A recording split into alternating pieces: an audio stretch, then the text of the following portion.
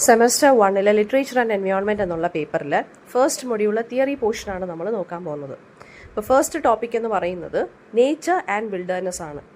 Nature എന്ന് പറയുന്നത് ഒരു ഫിസിക്കൽ വേൾഡാണ്. ആ ഫിസിക്കൽ വേൾഡിൽ ലിവിങ് ബീയിങ്സും ഉണ്ട്, നോൺ ലിവിങ് തിങ്സും ഉണ്ട്. സോ വിൽഡർനെസ് എന്ന് പറയുന്നത് എന്താണ്?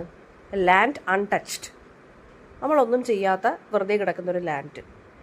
അതിനകത്ത് ഹ്യൂമൻ ആക്ടിവിറ്റി മിനിമലി എഫക്റ്റഡ് ആയിരിക്കും ആ ഒരു ലാൻഡ് എന്ന് പറയുന്നത്. സോ ഇൻ ലിറ്ററേച്ചർ നേച്ചറും വിൽഡർനെസ് എന്ന് പറയുന്നത് സിംബലൈസ് ചെയ്യുന്നത് പ്യൂരിറ്റി, ഫ്രീഡം എന്നുള്ള കോൺസെപ്റ്റുകളെയാണ്. നമുക്ക് ഒരുപാട് റൊമാൻറ്റിക് പോയറ്റ്സ് ഉണ്ട്, വേർഡ്സ് വർത്ത്, കോൾറിഡ്ജ് പോലെയുള്ള റൊമാൻറ്റിക് പോയറ്റ്സ്. സോ അവർ നേച്ചറിനെ സ്പിരിച്വൽ ആയിട്ടുള്ള രീതിയിൽ എന്താ പറയുക, നേച്ചറിന് ഇമ്പോർട്ടൻസ് കൊടുത്ത് നേച്ചറിനെ നല്ല രീതിയിൽ ബ്യൂട്ടിഫൈ ചെയ്തിട്ടുള്ള പോംസാണ് അവർ എഴുതിയിട്ടുള്ളത്. അതുപോലെ തന്നെ നമുക്ക് അമേരിക്കയിലുള്ള അമേരിക്കൻ റൈറ്റേഴ്സും തോറോ അല്ലെങ്കിൽ എമേഴ്സൺ പോലെയുള്ള റൈറ്റേഴ്സും ഈ വിൽഡർനെസ് എന്നുള്ള കോൺസെപ്റ്റിനെ വളരെ ഡിവൈനായിട്ടും പ്യുവർ ആയിട്ടും എന്നുള്ളൊരു രീതിയിലാണ് പ്രസൻറ്റ് ചെയ്തിരിക്കുന്ന പോംസിൽ. അപ്പോൾ വിൽഡർനെസ് എന്ന് പറയുന്നത് എന്താണ്? ആ ഒരു സിവിലൈസേഷൻ്റെ കറപ്ഷൻ ഇല്ലാത്ത സ്ഥലങ്ങളെയാണ് വിൽഡർനെസ് എന്ന് പറയുന്നത്. അപ്പോൾ മോഡേൺ ലിറ്ററേച്ചറിനകത്ത് നാച്ചുറൽ വേൾഡ്, മോഡേൺ ലിറ്ററേച്ചർ നമ്മളിപ്പോൾ പരിശോധിക്കുകയാണെന്നുണ്ടെങ്കിൽ നാച്ചുറൽ വേൾഡിനെ കോൺട്രാസ്റ്റ് ചെയ്ത് ഇൻഡസ്ട്രിയൽ പ്രോഗ്രസിനെ വെച്ചിട്ടാണ് പറയുന്നത്. അതായത് നേച്ചറിനെയും പറയും, പക്ഷേ മോഡേൺ വേൾഡ് എന്ന് പറയുമ്പോൾ nature is negatively impacted by our human actions. അതുകൊണ്ട് അതും പറഞ്ഞേ തീരൂ, അല്ലേ? അപ്പോൾ നേച്ചർ റൈറ്റിംഗ് എന്ന് വെച്ച് കഴിഞ്ഞാൽ എന്താണ്? എക്കോസിസ്റ്റത്തിനെ കുറിച്ചും ലാൻഡ്സ്കേപ്പിനെ കുറിച്ചും ഒക്കെ ക്ലോസ്ലി ഒബ്സർവ് ചെയ്തിട്ട് അതിനെ എംഫസൈസ് ചെയ്ത് എഴുതുന്നതാണ് നമ്മൾ നേച്ചർ റൈറ്റിംഗ് എന്ന് പറയുന്നത്. ആൻഡ് വിൽഡർനെസ് എന്ന് പറയുമ്പോൾ നമ്മൾ എപ്പോഴും ഒരു വൈൽഡ് എന്ന് പറയുമ്പോൾ നമ്മൾ എപ്പോഴും ഒരു നെഗറ്റീവായിട്ടുള്ളൊരു കൊണോട്ടേഷനാണ് കൊടുക്കുന്നത്, ഡേഞ്ചറസ്, വൈൽഡ് എന്നൊക്കെ പറയുമ്പോൾ. സോ നേച്ചറാണ് ഒരുപാട് ലിറ്റററി വർക്ക്സിൽ നമുക്ക് ഈ ക്യാരക്ടറായിട്ട് വരുന്നത്. അതാണ് ഈ നമ്മൾ ഈ ലിറ്ററേച്ചർ ആൻഡ് എൻവയോൺമെൻറ്റ് എന്നുള്ള ഈ പേപ്പറിനകത്ത് പഠിക്കുന്നത്. അതായത് നേച്ചർ എങ്ങനെ ഒരു ക്യാരക്ടറായിട്ട് ലിറ്റററി വർക്ക്സിൽ വരുന്നു, നേച്ചർ എന്നുള്ള കോൺസെപ്റ്റ് എങ്ങനെയാണ് ആ ഒരു വർക്കിൻ്റെ പ്ലോട്ടിനെ അല്ലെങ്കിൽ മൂഡിനെ ഇൻഫ്ലുവൻസ് ചെയ്യുന്നത്. സോ നമുക്ക് ഒരുപാട് ലിറ്ററേച്ചറിനകത്ത് ഇതിന്, അതായത് ഒരുപാട് ജോണേഴ്സ് ഓഫ് ലിറ്ററേച്ചറിനകത്ത് ഇത് വരുന്നുണ്ട്. അതായത് ഇൻഡിജീനിയസ് ലിറ്ററേച്ചർ എന്ന് പറയുന്ന ടൈപ്പ് ഉണ്ട്, കാറ്റഗറി ഉണ്ട്. അതിനകത്ത് നേച്ചറിനെ സേക്രഡ് ആയിട്ടും നമ്മുടെ ഹ്യൂമൻ ബീങ്സുമായിട്ട് അല്ലെങ്കിൽ എല്ലാ ലിവിങ് ബീങ്സുമായിട്ട് ഒരു ഇന്റർ കണക്ഷൻ ഉണ്ട് നേച്ചറിനെന്ന് പറഞ്ഞിട്ടാണ് പ്രസന്റ് ചെയ്തേക്കുന്നത് വർക്ക്സ് എല്ലാം. അതുപോലെ തന്നെ പോസ്റ്റ് കൊളോണിയൽ ക്രിറ്റിസിസം എന്ന് പറഞ്ഞ എക്കോ ക്രിറ്റിസിസം എന്നുള്ളൊരു ഒരു കോൺസെപ്റ്റ് ഉണ്ട്. അതിനകത്തെന്ന് വെച്ച് കഴിഞ്ഞാൽ എങ്ങനെയാണ് കോളനൈസേഷൻ നമ്മുടെ ലാൻഡും നേറ്റീവ് പീപ്പിളും ലാൻഡും തമ്മിലുള്ള ആ ഒരു കണക്ഷനെ എങ്ങനെ ഡിസ്ട്രോയ് ചെയ്തു എന്നുള്ളതാണ് ആ ഒരു പോസ്റ്റ് കൊളോണിയൽ എക്കോ ക്രിറ്റിസിസം എന്നുള്ള ആ ഒരു പേപ്പറിനകത്ത് നമ്മൾ നോക്കുന്നത്. അപ്പോൾ എൻവയോൺമെൻറ്റൽ മൂവ്മെൻറ്റ്സ് നടക്കുന്നുണ്ട് നമുക്ക് ചുറ്റിനും, അല്ലേ? എൻവയോൺമെൻറ്റൽ ഡീഗ്രഡേഷനും അതുപോലെയുണ്ട്. എൻവയോൺമെൻറ്റൽ ഡീഗ്രഡേഷൻ എന്ന് പറയുമ്പോൾ എന്താ? എൻവയോൺമെൻറ്റിനെ നശിപ്പിക്കുന്നു നമ്മൾ പല രീതിയിൽ. അപ്പോൾ ഈ ലിറ്ററേച്ചർ ആൻഡ് എൻവയോൺമെൻറ്റ് എന്നുള്ള ഈ ഒരു പേപ്പറിനകത്ത് നമ്മൾ നേച്ചർ എങ്ങനെയാണ് വരുന്നതെന്നും അല്ലെങ്കിൽ നേച്ചറിനെ എങ്ങനെയാണ് കാണിച്ചിരിക്കുന്നതെന്നും ആ ഒരു ഹ്യൂമൻ ബീയിങ്സും നേച്ചറും നമ്മളുടെ കണക്ഷനും ഒക്കെയാണ് നമ്മളിതിനകത്ത് പഠിക്കാൻ പോകുന്നത്. നെക്സ്റ്റ് ടോപ്പിക് എന്ന് പറഞ്ഞാൽ എക്കോ ക്രിറ്റിസിസമാണ്. എക്കോ ക്രിറ്റിസിസം എന്ന് പറയുന്നത് ലിറ്ററേച്ചറും നാച്ചുറൽ എൻവയോൺമെൻറ്റും തമ്മിലുള്ള ആ ഒരു റിലേഷൻഷിപ്പിനെ കുറിച്ചുള്ള സ്റ്റഡി, അതാണ് എക്കോ ക്രിറ്റിസിസം. അത് 1990s വന്നൊരു മൂവ്മെൻ്റ് ആണ് കേട്ടോ. അതായത് ഈ എൻവയോൺമെൻറ്റിനെ പ്രൊട്ടക്ട് ചെയ്യണമെന്ന് പറഞ്ഞ് കുറേ ആക്ടിവിസ്റ്റുകൾ അല്ലെങ്കിൽ മൂവ്മെൻറ്റ്സ് ഒക്കെ വന്നപ്പോൾ അതിൽ നിന്ന് വന്നതാണ് എക്കോ ക്രിറ്റിസിസം എന്നുള്ള ഈ ഒരു കോൺസെപ്റ്റ് അല്ലെങ്കിൽ ഈ ഒരു സ്റ്റഡി. ഇത് ഷെറിൽ ഗ്ലോഡ്ഫെൽറ്റി എന്ന് പറയുന്ന ആളും ഹെറോൾഡ് ഫ്രമും കൂടി ഇത് എക്കോ ക്രിറ്റിസിസം റീഡർ എന്ന് പറഞ്ഞ് ഒരു വർക്ക് ഇറക്കി. ആ ഒരു ടേം ഇതിനകത്തു നിന്നാണ് പോപ്പുലറായത്, എക്കോ ക്രിറ്റിസിസം എന്നുള്ളത്. അതായത് എങ്ങനെയാണ് ഓരോ ടെക്സ്റ്റുകളിലും നേച്ചറിനെ കുറിച്ചും എൻവയോൺമെൻറ്റൽ ഇഷ്യൂസിനെ കുറിച്ചും പറയുന്നത് അല്ലെങ്കിൽ റെപ്രസെൻ്റ് ചെയ്യുന്നത്. ഹ്യൂമൻ ബീയിങ്സ് ആണ് നമ്മുടെ, അതായത് ഹ്യൂമൻ ബീയിങ്സിൻ്റെ ഒരു ബിലീഫ് എന്താണ്? നമ്മളാണ് ഈ നേച്ചറിൻ്റെ സെൻറ്റർ ഓഫ് എക്സിസ്റ്റൻസ് എന്നാണ് നമ്മൾ വിളിക്കുന്നത്. അതിനെ, ആ ഒരു കോൺസെപ്റ്റിനെയാണ്, ആ ഒരു ബിലീഫിനെയാണ് നമ്മൾ ആന്ത്രോപ്പോസെൻട്രിസം എന്ന് പറയുന്നത്. ഈ ആന്ത്രോപ്പോസെൻട്രിസിസം അല്ലെങ്കിൽ സെൻട്രിസം എന്നുള്ളൊരു കോൺസെപ്റ്റിനെ ചലഞ്ച് ചെയ്യുന്ന ഒരു ഐഡിയയാണ് എക്കോ ക്രിറ്റിസിസം. അതായത് നേച്ചറാണ് ആക്റ്റീവ് പാർട്ടിസിപ്പൻ്റ് ആയിട്ട് നിൽക്കുന്നത്, അല്ലാതെ പാസീവായിട്ട് നിൽക്കുന്നതല്ല നേച്ചർ എന്നുള്ളതാണ് ഈ ഇതിനകത്ത് പഠിപ്പിക്കുന്നത്, എക്കോ ക്രിറ്റിസിസത്തിനകത്ത് പഠിപ്പിക്കുന്നത്. സോ ലിറ്ററേച്ചറും എൻവയോൺമെൻറ്റും തമ്മിലുള്ള ആ ഒരു കണക്ഷനാണ് നമ്മൾ എക്കോ ക്രിറ്റിസിസം എന്നുള്ളതിനകത്ത്, ആ ഒരു കോൺസെപ്റ്റിനകത്ത് നമ്മൾ പഠിക്കുന്നത്. അതായത് ലിറ്ററേച്ചർ എങ്ങനെയാണ് എൻവയോൺമെൻറ്റൽ എത്തിക്സ് അല്ലെങ്കിൽ എൻവയോൺമെൻറ്റിനെ കുറിച്ചുള്ള അവയർനെസ് ക്രിയേറ്റ് ചെയ്യുന്നത്, എങ്ങനെയാണ് ഷേപ്പ് ചെയ്യുന്നത് എന്നൊക്കെയുള്ളതാണ് നമ്മൾ നോക്കുന്നത്. അപ്പോൾ ഈ എക്കോ ക്രിറ്റിസിസത്തിനകത്ത് നേരത്തെ അല്ലെങ്കിൽ എക്കോ ക്രിറ്റിസിസത്തിനെ ഇൻഫ്ലുവൻസ് ചെയ്തിരുന്ന കുറേ ടോപ്പിക്സാണ് റൊമാൻറ്റിസിസം, നേച്ചർ റൈറ്റിംഗ് പോലെയുള്ള കാര്യങ്ങൾ. നമ്മൾ നേരത്തെ പറഞ്ഞു അമേരിക്കൻ റൈറ്റേഴ്സ് ഇങ്ങനെ എഴുതുന്നു, അമേരിക്കൻ റൈറ്റേഴ്സ് ആണെങ്കിലും ബ്രിട്ടീഷ് റൈറ്റേഴ്സ് ആണെങ്കിലും എങ്ങനെയാണ് നേച്ചറിനെ പ്രസൻറ്റ് ചെയ്യുന്നത് നമ്മൾ നേരത്തെ നോക്കി. അപ്പോൾ എൻവയോൺമെൻറ്റൽ സയൻസ്, ഫിലോസഫി, കൾച്ചറൽ സ്റ്റഡീസുമായിട്ട് ആ ഒരു നേച്ചറിനെ കണക്ട് ചെയ്ത് എഴുതുന്നതാണ് ഈ എക്കോ ക്രിറ്റിസിസത്തിനകത്ത്. കംപ്ലീറ്റ് ആയിട്ട് ഇങ്ങനെയുള്ള കാര്യങ്ങളാണ് വരുന്നത്. അതുപോലെ തന്നെ ഇൻഡസ്ട്രിയൽ പ്രോഗ്രസിനെ ക്വസ്റ്റ്യൻ ചെയ്യുന്നു, കൺസ്യൂമറിസത്തിനെ ക്വസ്റ്റ്യൻ ചെയ്യുന്നു എക്കോ ക്രിറ്റിസിസത്തിൽ. അതായത് ഇൻഡസ്ട്രീസ് വരുമ്പോൾ എന്തായാലും നമ്മൾ നേച്ചറിനെ, അതായത് നമുക്കുള്ള ലാൻഡ് എല്ലാം നമ്മൾ വെട്ടിത്തെളിച്ച് മാറ്റണം.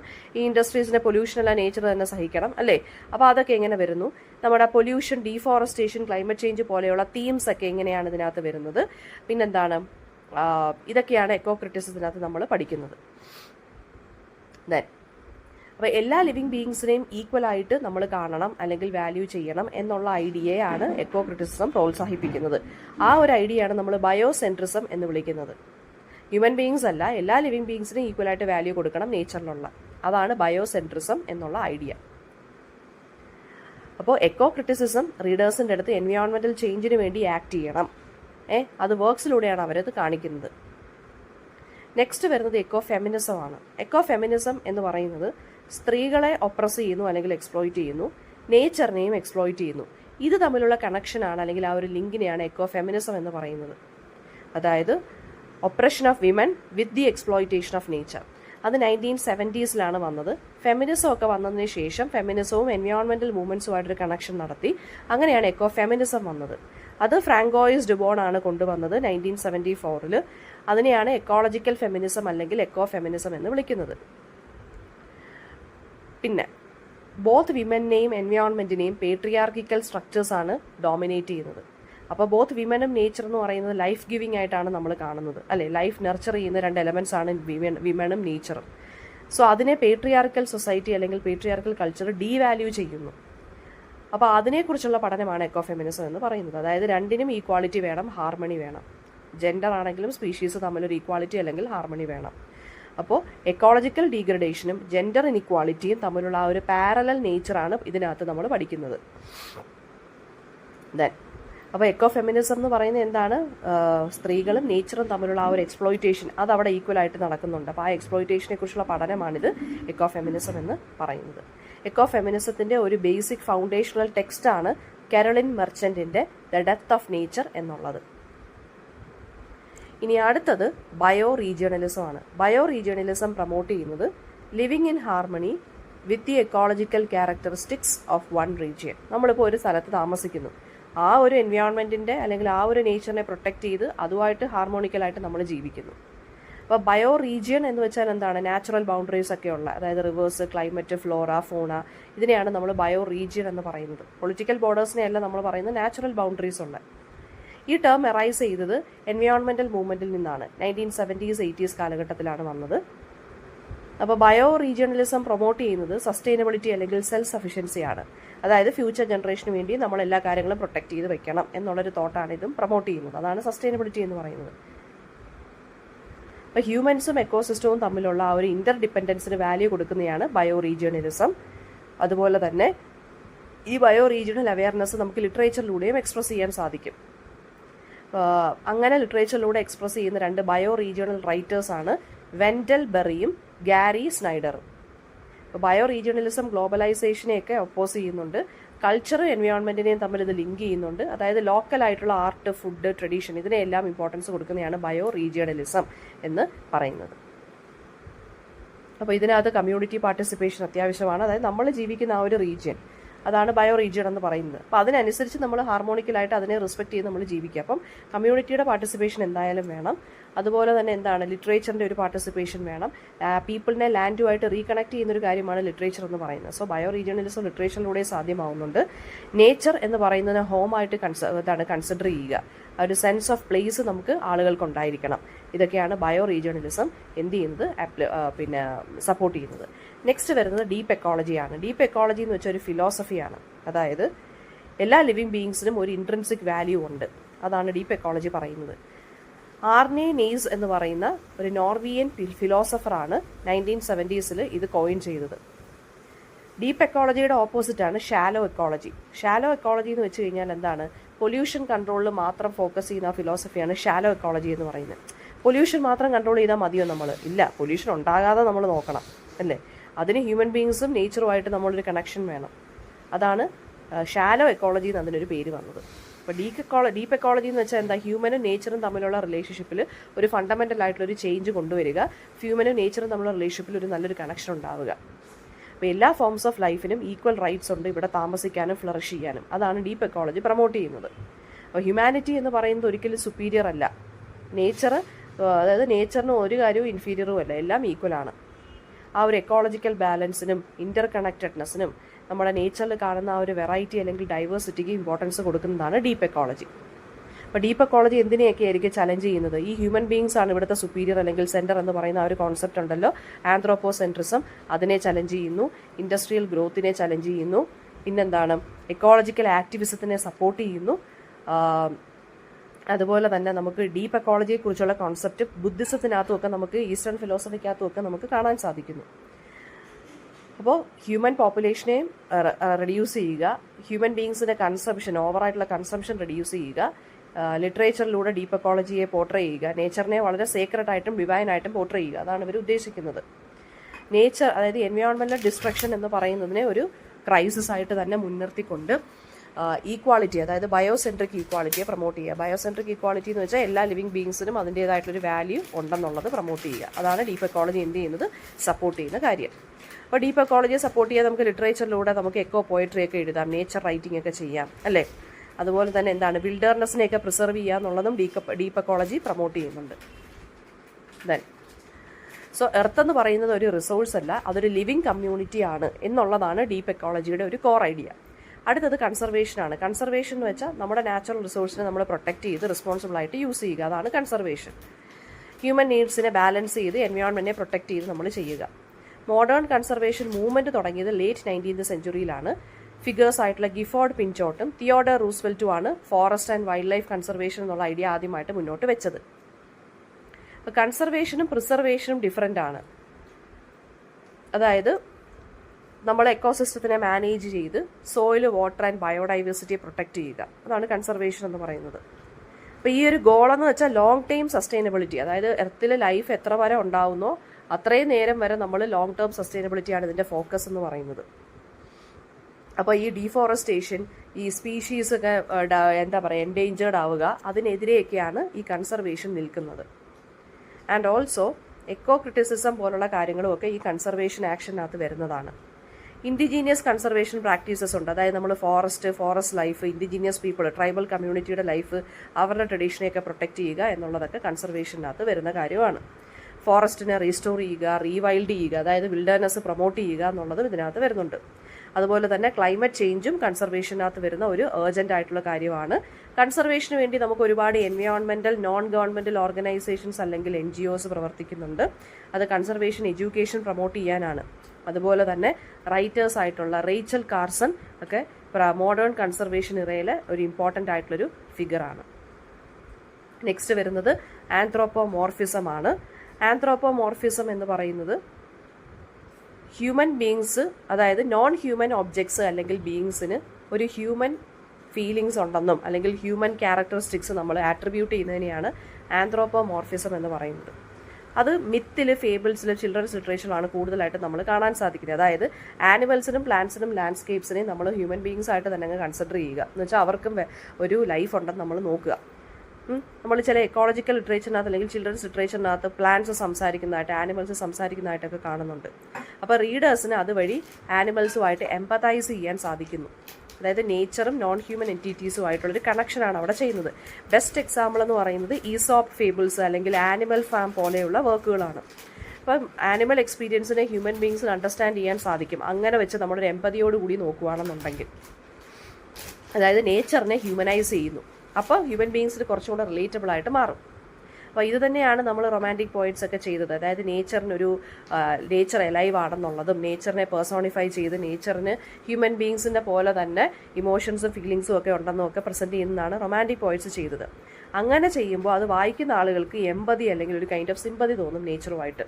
നമ്മുടെ കണക്ക് തന്നെ ഒരു ഓർഗാനിസമാണ് അല്ലെങ്കിൽ ലിവിങ് ബീങ് ആണെന്ന് നമുക്ക് തന്നെ തോന്നും. അതാണ് ആന്ത്രോപ്പോമോർഫിസം എന്ന് പറയുന്നത്. ആനിമൽസിന് സ്പീക്ക് ചെയ്യാൻ സാധിക്കും എന്നൊക്കെയുള്ളത് നമ്മൾ കുറേ സ്റ്റോറിക്കകത്ത് കേൾക്കുകയും വായിക്കുകയൊക്കെ ചെയ്തിട്ടുണ്ട് നമ്മൾ. സോ ആ ഒരു ഇതിനെയാണ് നമ്മൾ ആന്ത്രോപ്പോമോർഫിസം എന്ന് പറയുന്നത്. അപ്പോൾ അതൊരു കമ്പാഷൻ അല്ലെങ്കിൽ എക്കോളജിക്കൽ അവെയർനെസ് പ്രൊമോട്ട് ചെയ്യുന്ന കാര്യമാണ്. നെക്സ്റ്റ് വരുന്നത്, അത് കൂടുതലായിട്ടും കാണുന്നത് നമ്മൾ ചിൽഡ്രൻസ് ലിറ്ററേച്ചറിലാണ് കേട്ടോ.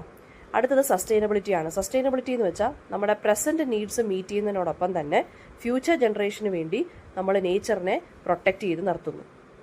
അതാണ് സസ്റ്റൈനബിലിറ്റി. ഒരു കൈൻഡ് ഓഫ് എക്കോളജിക്കൽ ബാലൻസ് ആണിത്.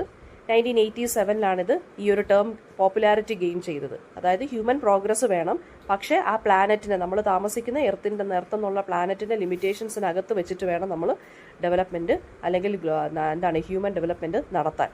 ഇപ്പോൾ സസ്റ്റൈനബിലിറ്റി എന്ന് വെച്ചാൽ എനർജിയെ റിന്യൂ ചെയ്യുക, യൂസ് ചെയ്യുക, റീസൈക്കിൾ ചെയ്യുക, കൺസംഷൻ കുറയ്ക്കുക, ഇതൊക്കെയാണ് വരുന്നത്. ഇപ്പോൾ ഇൻഡസ്ട്രീസൊക്കെ ഒരുപാടുണ്ടെന്നുണ്ടെങ്കിൽ അതിനെ അൺസസ്റ്റൈനബിൾ ആയിട്ടുള്ള രീതിയിൽ ചെയ്യരുത്. ഇപ്പം അപ്പോൾ ഈ കൺസർവേഷൻ ആണെങ്കിലും എക്കോ ക്രിറ്റിസം ആണെങ്കിലും ഇതെല്ലാം ഈ സസ്റ്റൈനബിലിറ്റിക്കകത്ത് വരുന്നതാണ്. അപ്പോൾ സസ്റ്റൈനബിലിറ്റി എന്ന് വെച്ചാൽ ഒരു ഹ്യൂമൻ ഇമ്പാക്റ്റിനെ കുറയ്ക്കുക, നെഗറ്റീവായിട്ടുള്ള ഇമ്പാക്റ്റിനെ കുറയ്ക്കുക, മിനിമൽ വേസ്റ്റ് ഒക്കെ നടത്തുക, ഗ്രീൻ എഡ്യൂക്കേഷൻ പ്രൊമോട്ട് ചെയ്യുക, അല്ലെങ്കിൽ ഗ്രീൻ ലിറ്ററേച്ചർ, നേച്ചറുമായിട്ടുള്ള ലിറ്ററേച്ചർ പ്രൊമോട്ട് ചെയ്യുക, എക്കോളജിക്കൽ കൊളാപ്സിനെതിരെ വാർണിംഗ് കൊടുക്കുക. അപ്പോൾ സയൻസും എത്തിക്സും ആർട്സും തമ്മിലൊരു യൂണിറ്റിയാണ് നമുക്ക് സസ്റ്റൈനബിലിറ്റിക്കകത്ത് കാണാൻ സാധിക്കുന്നത്. അപ്പോൾ സസ്റ്റൈനബിലിറ്റിയെ പ്രൊമോട്ട് ചെയ്യുന്ന റൈറ്റേഴ്സ് അല്ലെങ്കിൽ സസ്റ്റൈനബിലിറ്റി തീംസ് ആയിട്ട് വരുന്ന റൈറ്റേഴ്സ്, അവരുടെ വർക്ക്സിൽ വരുന്ന റൈറ്റേഴ്സ് എന്ന് പറയുമ്പോൾ മാർഗ്രറ്റ് ആറ്റ്വുഡ് ഉണ്ട്. അപ്പോൾ അവരൊക്കെ എന്ന് വെച്ചാൽ സസ്റ്റൈനബിലിറ്റിയെ അല്ലെങ്കിൽ സസ്റ്റൈനബിൾ നേച്ചർ എന്നുള്ളൊരു കോൺസെപ്റ്റിനെ പ്രൊമോട്ട് ചെയ്ത് എഴുതുന്നവരാണ്.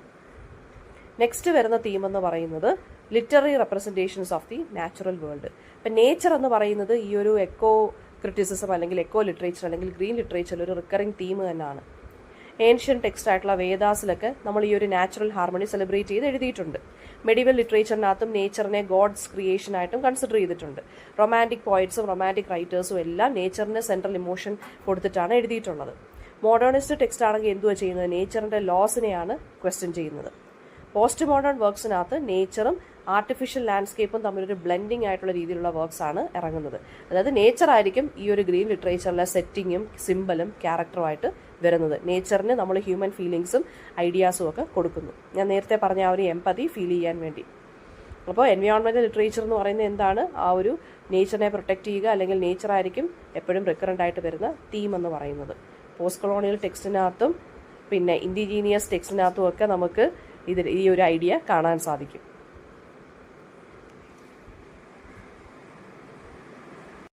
അടുത്ത ടോപ്പിക് എന്ന് പറയുന്നത് last topic, understanding literature as A tool for environmental awareness.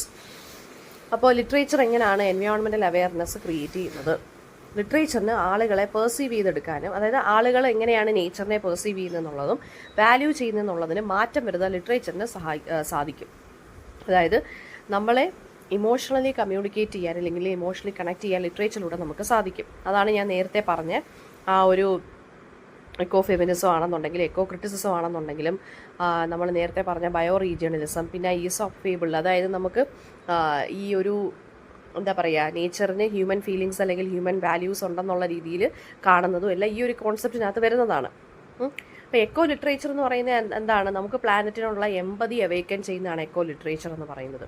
നമ്മൾ സ്റ്റോറീസ്, എൻവയോൺമെൻറ്റൽ ക്രൈസിസുമായിട്ടുള്ള സ്റ്റോറീസൊക്കെ വെച്ച് നമ്മൾ കണക്ട് ചെയ്യുകയാണെന്നുണ്ടെങ്കിൽ നമുക്കത് മീനിങ് ഫുൾ ആയിട്ട് തോന്നും. ഇപ്പോൾ ലിറ്റററി ഇമാജിനേഷൻ അല്ലെങ്കിൽ ലിറ്ററേച്ചറിലൂടെ നമുക്ക് ബോത്ത് എക്കോളജിക്കൽ നോളജിനെയും നമുക്ക് എടുക്കേണ്ട ആ ഒരു ആക്ഷൻ ഉണ്ടല്ലോ, അവെയർനെസ് ആൻഡ് ആക്ഷനും ലിറ്ററേച്ചർ പ്രൊമോട്ട് ചെയ്യും. ഇപ്പോൾ അതുപോലെ തന്നെ പോയട്രിക്കകത്താണെന്നുണ്ടെങ്കിലും ഫിക്ഷനകത്താണെന്നുണ്ടെങ്കിലും നമ്മൾ എൻവയോൺമെൻറ്റിനെ കുറിച്ച് അല്ലെങ്കിൽ നേച്ചറിനെ കുറിച്ച് ചെയ്യുന്ന കാര്യങ്ങളെല്ലാം നമുക്കതൊരു എക്സ്പീരിയൻസ് ആക്കി മാറ്റാനും സാധിക്കും, വായിക്കുമ്പോഴാണെന്നുണ്ടെങ്കിലും അതിനെക്കുറിച്ച് പഠിക്കുമ്പോഴാണെന്നുണ്ടെങ്കിലും. അപ്പോൾ ലിറ്ററേച്ചർ എക്സ്പ്ലോയിറ്റേഷനെ കുറിച്ചും ക്ലൈമറ്റ് ചേഞ്ചിനെ കുറിച്ചും അതിൻ്റെ കോൺസിക്വൻസസ് എന്താണെന്നൊക്കെ എക്സ്പോസ് ചെയ്തു എഴുതാം നമുക്ക്, അല്ലേ? ഒരു കവിത എഴുതുമ്പോൾ നമുക്ക് അതിനെക്കുറിച്ച് എഴുതാം. ഭൂമിക്ക് ഒരു ചരമഗീതം എന്ന് പറഞ്ഞ് നിങ്ങൾ പഠിച്ചിട്ടുണ്ടായിരിക്കും 10th അല്ലെങ്കിൽ 12th. അപ്പോൾ ആ പോയത്തിനകത്ത് അല്ലെങ്കിൽ ആ കവിതയ്ക്കകത്തൊക്കെ എന്താ പറഞ്ഞേക്കുന്നത്? നമ്മുടെ ഹ്യൂമൻ ബീങ്സിൻ്റെ ആ നെഗറ്റീവ് ഇമ്പാക്റ്റിനെ കുറിച്ചാണ് അതിനകത്ത് പറഞ്ഞേക്കുന്നത്.